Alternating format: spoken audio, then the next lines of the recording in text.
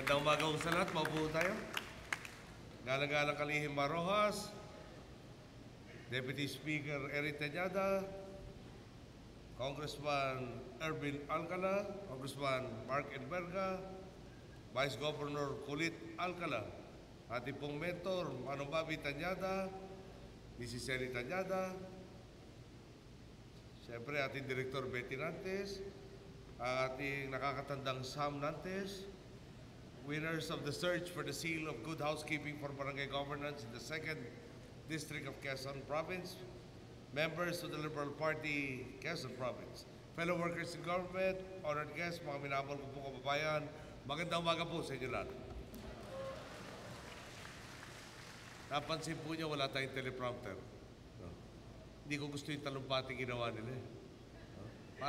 Parang iba ko sa inyo dito sa Quezon. Alam ko, parang at home na at home ako dapat dito. Totoo ba yun? Welcome pa ba tayo dito?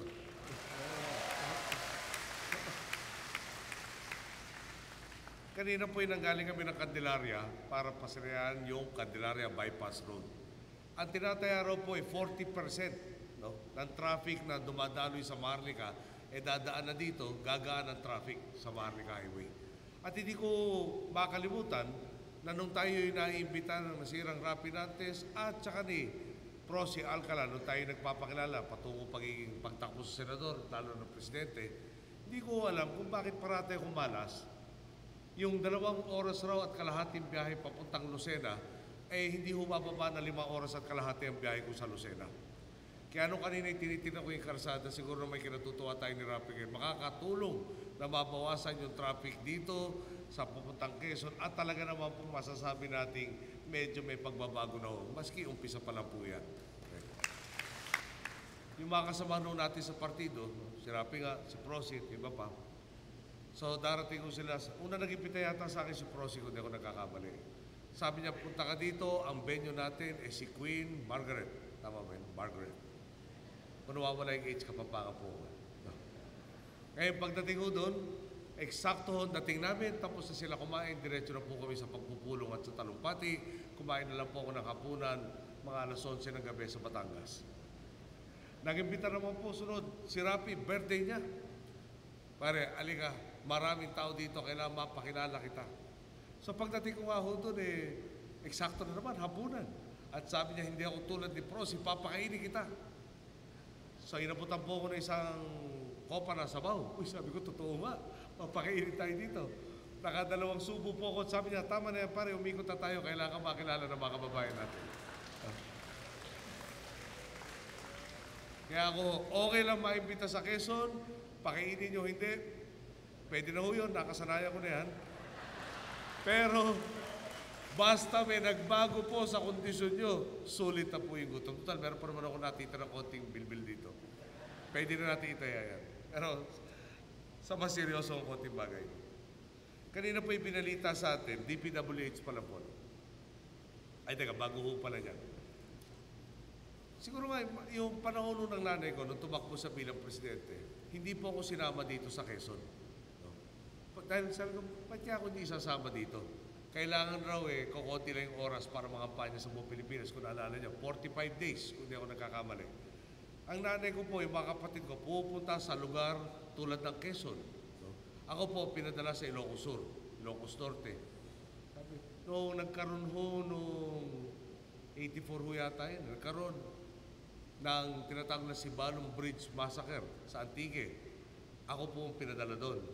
Sabi ko, bakit kaya ganun ang hatian? Ang hatian ho, pag lugar na pupuntahan ay lugar na kakampi. Nanay ko po, mga kapatid ko pupunta. Pag sa lugar na medyo tagilid ang laban at baka hindi ka makalabas, ako po pinapadala. Meron po division of labor.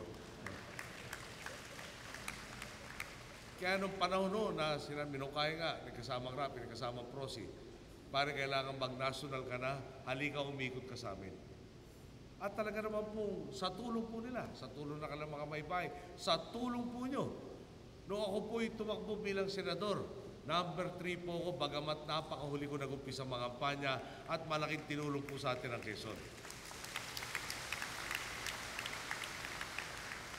Nasabi ko nga sa inyo, ako po'y Kapampangan. Doon sa Pampanga po, 2 kaming Kapampangan ang tumatakbo, no, senador. Si Kiko Pangilinan at saka ako. Ayun si Kiko ho, no? Sabi ko si Kiko mas nauna na sa national politics. Kung maging number 1 siya, walang problema. Baka number 2 lang ako. Tatandaan nyo, sa lahat na tumatakbo sa amin noon, dadalawang taga Pampanga. Kung number 1 o number 2, okay lang yan. Ang nangyari po, masyado akong minahal nung dating namumuno sa atin, kinumbine po yung 1 at 2, naging 12 po. Medyo bako-bako po ang daan nung araw eh. Okay. So, ngayon sa buti naman no? Dahil akala ko po 6 years ako maglilingkod sa inyo para makabawi. Sa nangyari nga po, minukahit tumakbo tayong Pangulo, no? At talagang daman-dama ko nga ho yung support at papagmahal nyo. Na talaga naman po sa kabuuan Quezon, number 1 raw po tayo maliban sa Bondok Peninsula, number 2.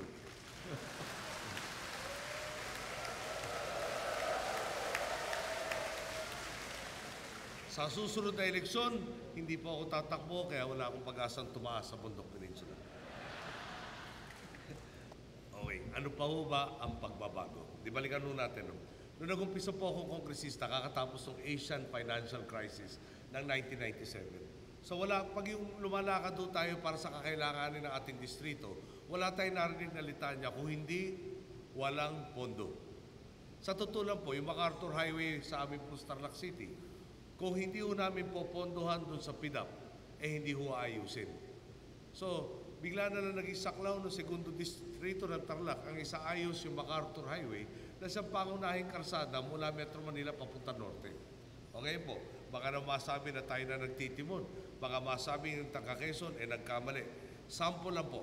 Sa DPWH, noong 2011, ang nilaan na pondo po para sa inyong lalawigan ay 1.19 billion. Sa 2012 po, naging 1.436 billion. Okay. Ngayon, baka naman sabihin nyo, yung 2.63 billion sa tutulan po, noong unang 2 taon, hindi natin mapapantayan sa susunod na taon. Dahil yung 2 taon, 2.6, yung susunod na taon, 2.4 billion po.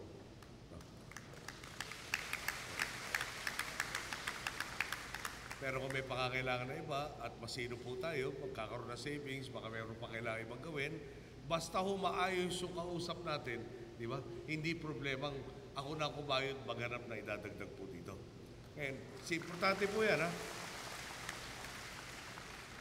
Pag yung kausap nyo, pinagkakatiwalaan nyo, hindi na kayo magkakalob ng pondo, tapos nangangamba kayong ayos kaya ang pagkagastos ito. May sinasagot kaya tayo sa COA pagdating ng araw, no? Matutuwa kaya yung mga kababayan natin. Wala po akong pinuputrihan. No? Pag buo tiwala nyo, no? May hiningi, makatwiran yung hinihingi, na itutulak natin na mas paspasan yan at pwede na tayong punta sa ibang problema. Di ba ba? Simple naman po ang buhay natin. Yung, nagdagan pa po natin. Sa Coco Water po, no ako po yung nanggaling na Amerika, nakausap po yung mga taga-Pepsi. Sabi po nila sa akin, Mr. President, we're glad to inform you that we are now importing coconut water from the Philippines. Pinakita yung pakete. Tapos sinasabi po nila yung plano nila kung paano palalakihin. Sipin po niyo, no? Lahat na nagnyonyog, kinuha yung kopra, di ba yung araw, yung tubig ng buko, bahala na kung saan siya dumapo. At nagkakaroon dagdag na pollution. Dati na huwag kinukuha na sa Brazil. So ako naman po yung galing na Amerika at nauwi ng Pilipinas, gusto ko naman ipagmalaki, may dagdag na naman tayong kabuhayan dito sa Pilipinas. Pinagtawanan pa ako. Bakit naman ako pinagmamalaki ko, buko water. Ngayon, yung pinagtatawanan po nila, noong 2009, 483,000 liters ang in-export natin. Marami na rin po yun, di ba? Pero noong 2010, naging 1.8 million liters na po. Pero hindi pa po doon nagtapos. Dahil last year, 16 million liters na po. Na tubig na dating itinatapon, ngayon may pakinabang na. At palagay ko po, malapit ko na marinig, kulang na ang buko water na ating ine-export. Dagdagan ko pa po. Noong araw po, naalala ko tuloy si Mayora America. Noong nakilala ko kasi una to, nagpakain si kasamang Rapi, pinapakilala niya ako. Siyempre, maalala natin yung pangalan, America. Tapos ako po itinost, hindi ako nainom kasing tao. Itinost po ako ng red wine. Sabi, dahil parati ako pinagkakatuwaan ni Governor Boy Umali ngayon tsaka ni Rafi, pare toast tayo kanya. Para di naman ako nainom. Nakakahiya kahit natanggihan. Eh, kababay ni Mayor America, napatoast, napainom po ako. At ako'y napag-isip. Totoo kaya yung sinasabi na pagdating sa Quezon, uso pa rin yung tawag nga ako doon, barikan. Alam mo yung barikan? Yeah? Tama pa yun. Yung damawa na pa ang katapat. Yeah? Tapos ang baso ho dito, hindi shot. Anyway, so, dumating na po pala, hinihintay kong datos. Okay. Yes, dali, umahaba na ho yung talumpati ko, nakakaya naman sa inyo. No? Pero, dagdagan ko lang, no? Isang kwento na lang yung dati at yung ngayon. Noong araw ko kasi, narinig nyo siguro sa SONA, pinagmalaki. Yeah? 98% yata ng barangays, 99% ng barangays natin sa Pilipinas may kuryente na raw. Sa totoo, tiniti ko lang, no? Nung narinig ko yan, sana totoo to. Di 1% na lang ang bubunoy ko. Ang problema po, kadalasan raw, pag sinabing may kuryente yung barangay, ibig sabihin pala nun, yung linya mula sa grid, ikinabit doon sa barangay hall. Okay? Pag may kuryente yung barangay hall, inaangkin na, buong barangay may kuryente. Or kung minsan naman, isang sitio na 20 bahay, lalagyan ng kuryente, wala akong alam na barangay na iisa lang ang sitio. Naangkin na rin yung buong barangay. May kuryente na rin. So, ang problema po niyan, bawat sitio ang pakukuryentahin natin, 1 milyong piso. Kaya, tama-tama, nandito tayo sa Enverga University.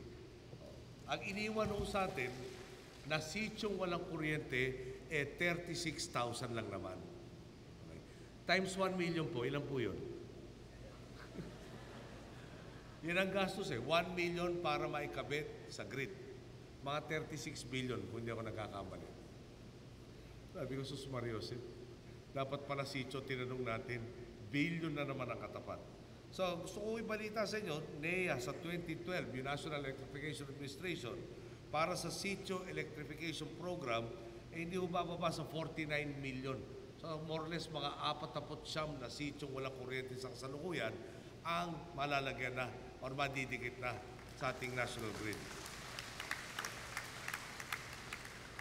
Tinuruan ako nung umpisa ko pa lang, tatay ko lalo na, huwag ka magbibitaw na salita na hindi mo kayang tuparin. No? Gusto ko na kung sabihin sa inyo kung kailan matatapos yung 36,000 na sityo walang kuryente yan. Pero baka mausod. No? Kaya doon na lang hayaan nyo ko, pag i-switch on na ho natin yung 36,000 na sityong yan, yung pinakahuli, doon ko na lang sasabihin sa inyo, mission accomplished. At ulitin ko lang po, kayo dito po sa Quezon, kung hindi kayo nagkatiwala, tuloy sa kadiliman yang 36,000 na sityo. Kaya ulit, maraming salamat po sa inyo lahat.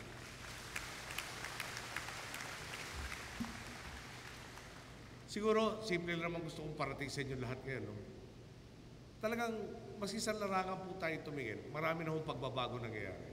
Kung kayo nagawin ng Maynila, nakita nyo siguro yung construction. Sinasabi ko sa atin yung mga damuhan ng construction companies. Alam nyo, akala ko, hindi ko na marinig ever to sa buhay ko. May mga gusto magpatayo na kuno infrastructure, building, etc. May mga malalaki tayong construction company tumatanggi na sa pagkuha ng dagdag na mga proyekto dahil fully booked na raw po sila. May mga lugar nagkukulang ng semento dahil hindi naniwala yung industriya ng semento na matindi ang pangangailangan natin dahil ang dami natin pagagawa nga po.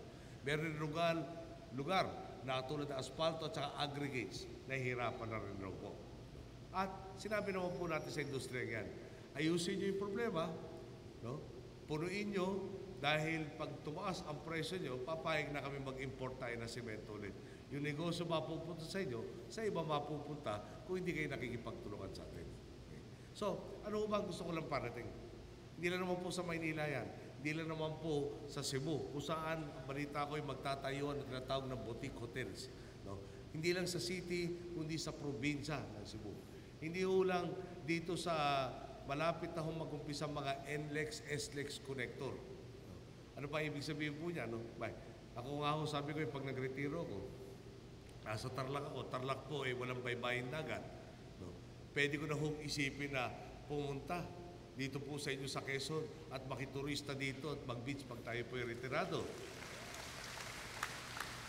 na hindi ho kalahating araw, isang araw ang biyahe para makaabot po sa resort. Di ba? Dahil mas madali na nga ang bumiyahe. Pati yung Kalakal, no? Yung Longganisan, Lukban, di po ako nagpaparinig ha. Pero yung Longganisan, Lukban, galing sa Lukban, dumating na Maynila, hindi na masyadong bugbog sa biyahe. No? Buo pa siya, hindi na magiging Longganisang Uban. Di ba? Buo kasi, mas masarap at mas mabilis ang komersyo. Okay. Nagdagan pa po natin, turista, total nabanggit ko na. On track po tayo magkaroon ng 4.6 million tourists itong taon na to. Ang dinatampo natin, 3 million a year lang. So halos isa't kalahati ng dagdag, di ba? Mula sa dati natin tinatanggap. At ang inahabol nga ho, pagdating ng pagbaba natin sa 2016, 10 million na yung turistang inaasahan natin. Alam mo nyo, ilan sa atin kaya nag-isip, no? Na magiging kritisismo sa gobyerno, no? Hindi yung walang pondo. Pero magiging kritisismo yung mabagal, gumastos ng pondo. No? Ganda ho pakinggan, no? Parang lumiliit yung deficit, talagang ang dami na natin kakayahan ngayon dahil tumahak nga ho tayo sa tuwidadaan. So, etong okasyon natin ngayon, pagsusumpa ng mga bagong miyembro sa partido. Ulitin ko lang yung sinabi ni Mark kanina. Hindi tayo naghahanap ng kasamahan na nagpapalit ng tsaleko. Yeah? Itong araw na to, pula, bukas puti, susunod na araw itim. Hindi ho eh. Tinatanong ako, medyo dumadalas-dalas. Maganda na ho ang nangyayari sa bayan ngayon. Paano ho mangyayari pag natapos ang termino nyo? At sabi ko naman ho sa kanila, kung iaasa natin, maski sino man tao, no? Yung direksyon na pupuntahan natin sa isang tao lang, yung tao may hangganan. Pag namatay ang taong yan, no? Tapos na ba yung inaasam-asam natin? Yung hinahabol ba natin mali dahil nawala na yung dapat namunong sa atin?